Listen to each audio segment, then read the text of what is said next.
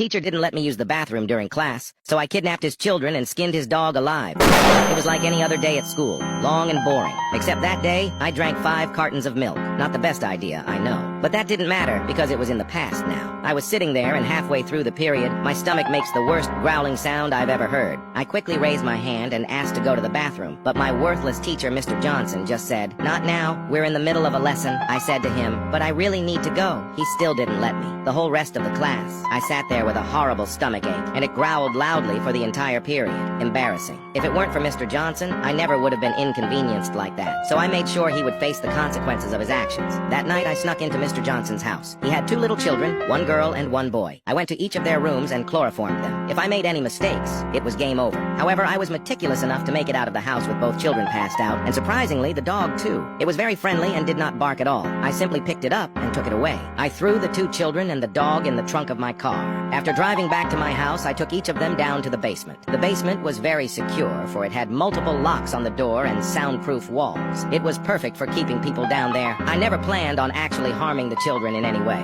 I just wanted to make Mr. Johnson suffer. However, the dog was a different story. Mr. Johnson loved his dog, even more than his own children. It was old, and he'd had it for a while. I had the perfect idea. I was able to tranquilize the dog and place him on a medical table surrounded by various medical instruments. For hours, I worked to carefully peel away the dog's skin. I managed to cut it off all in one piece. The next day before school, I stuffed it in a box and mailed it to Mr. Johnson's address. I'm sure he wasn't very happy waking up that morning to see both his kids and dog missing. At school, I could tell he was visibly worried. His hands shook while grading papers. I walked up to his desk, leaned in close, and whispered in his ear, "Little Timmy, come back." That was his son's nickname. I thought it was hilarious. Mr. Johnson just closed his eyes and looked down. Then he sprang up at me. Luckily, I was fast enough to dodge him. I backed away and he started to run straight at me. Reacting quickly, I did the only sensible thing I could think to do. I pulled out my fully automatic M16 rifle, letting off an entire magazine into his face. He was unrecognizable, and being the most hated teacher in the school, students cheered. I was sent to court, but it was ruled self-defense. I guess he should have just let me use the bathroom lol.